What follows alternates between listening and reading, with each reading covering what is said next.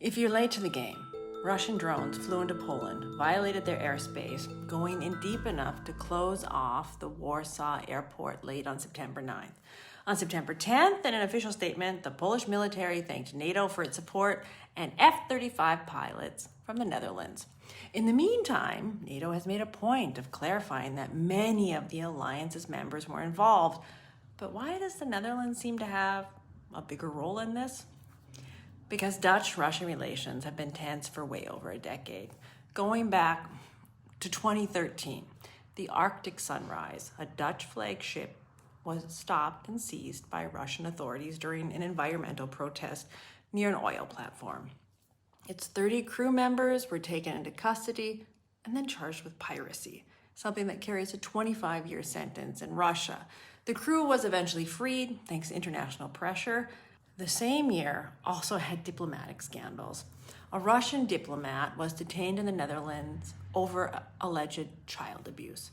Russia claimed his diplomatic immunity wasn't respected. And then, just weeks after that, the Dutch deputy head in Moscow was attacked in his home, really roughed up. So what does this have to do with fighter jets? The Netherlands has a long aviation history. The Dutch king, Willem Alexander, flew secretly as a co-pilot for KLM Royal Dutch Airlines for 21 years, often under the radar. Dutch F-16 pilots and their families have faced harassment from Russian actors while deployed on NATO missions, and cyber attacks and intelligence interference became a really common concern.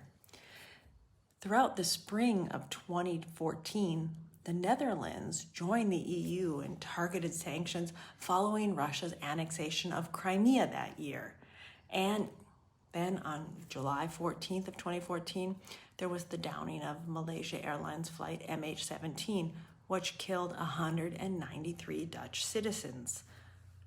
Moscow refused to cooperate, making a shift from cautious engagement to open confrontation. Dutch policy papers and government declarations repeatedly cite the shared threat from Russia as a core reason for expanding cooperation with Poland and supporting Ukraine's sovereignty and European integration.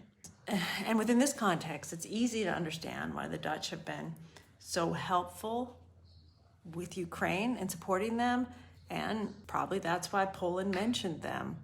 I'm Dr. K. I'm a political scientist who looks at how information is shared, and I'm especially looking at how countries are talking to each other and their citizens about security.